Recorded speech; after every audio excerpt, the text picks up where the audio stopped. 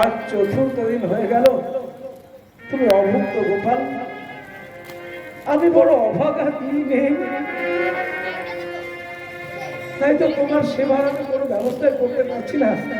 জানো মানুষ বড় অবুধ, যেন তাই তো তুচ্ছ প্রাণের মায়া তারা ত্যাগ করতে পারে না। তাই তো মহারানী অস্থির নির্দেশে আদেশে ভয়ে ভীত হয়ে সকলে তোমাকে ত্যাগ করতেও কুণ্ঠা করেনি। কিন্তু কিন্তু ওরা তো জানে না, পরপারের কাণ্ডারি সঞ্চয় করে না রাখলে শেষের দিনে ওই ভবনদী যে করে বিনা পার হওয়া যায় না। তুমি তুমি ওদের ক্ষমা করো গোপাল।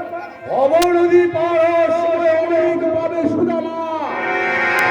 এখন কঠিন শাস্তির জন্য প্রস্তুত হও। কিন্তু আমি তো বলবো জ্ঞান তো অপরাধ করেছি বলে তো আমার মনে পড়ছে না। চুপ করো মূর্খ! রাজ আদেশ লঙ্ঘন করেছো আর বলছো কোনো অপরাধ করনি। আপনাদের রাজ আদেশ যদি অন্যায় হয় সেটাও আমি মেনে নিতে হবে। সুদামা! তোমার এত বড় স্পর্ধা! আমি তোমাকে সরল মানুষ ভাবতাম, কিন্তু না। রাজ আদেশ নিয়ে ন্যায় অন্যায় বিচার করো। এর জন্য তোমাকে কঠিন শাস্তি পেতে হবে, তা তুমি স্বপ্নেও কল্পনা করতে পারছো না। প্রদর্শন বাবু, আপনাদের রাজ বিচারে আমার যে দণ্ড প্রাপ্ত হয় আপনি অনায়াসে দিতে পারেন, আমি হাসি মুখে তা সব বরণ করে নেব। কিন্তু আপনাদের যে আদেশ আমার শ্রীকৃষ্ণকে ভুলতে হবে তা যে আমি প্রাণ থাকতে পারবো না। এত উত্তেজিত হবেন না, প্রাণ ভরে একবার শ্রীকৃষ্ণ নাম করুন, দেখবেন পরম তৃপ্তি লাভ করবেন। হরে কৃষ্ণ কৃষ্ণ কৃষ্ণ হরে হরে।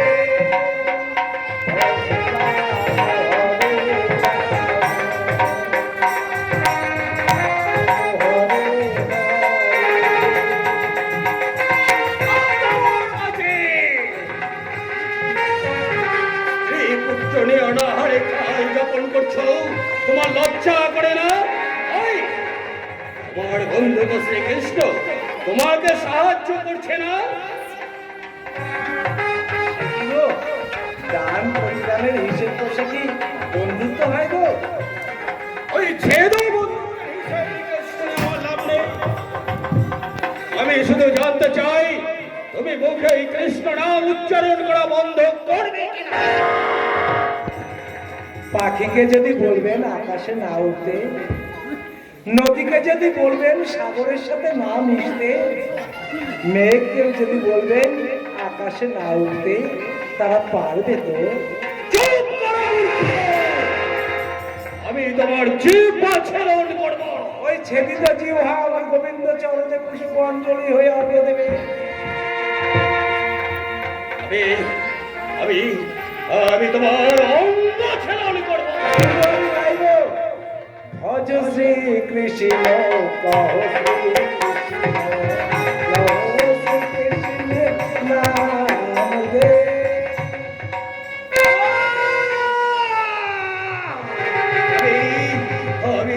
আমি তোমার মুন্ড ছেদন করব। আমি গাইব জয় রাধে রাধে কৃষ্ণ কৃষ্ণ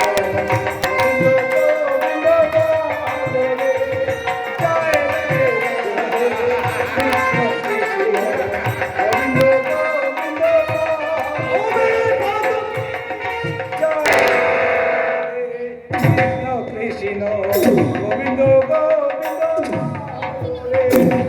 জয় রাধে রাধে কৃষ্ণ কৃষ্ণ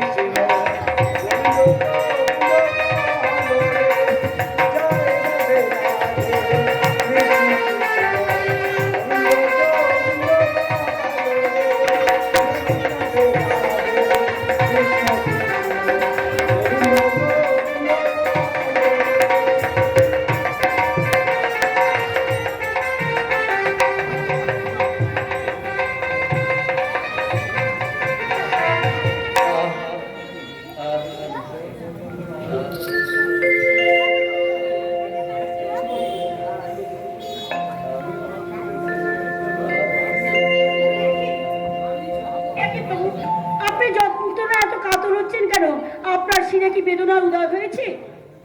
বেদনার উদ্রেক হয়েছে সত্য, তবে সে বেদনা আছে আমার দেহে নয়, আমার অন্তরে, আমার হৃদয়ে।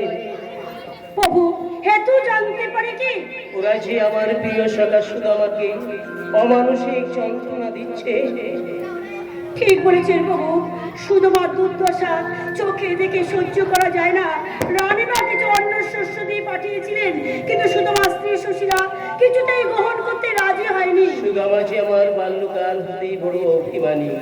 ঠিক আছে, আমিও দেখবো সখা কতদিনে আমার কাছে না এসে থাকতে পারে। প্রভু, আপনার ইঙ্গিতে বিশ্ব চরাচর চলে, তাহলে আপনার সখা ওই সুদামার দুঃখ মোচন করছেন না কেন? দ্বিজবরী, দ্বিজবরী, সবই যে জাগতিক জগতের নিয়মে চলে।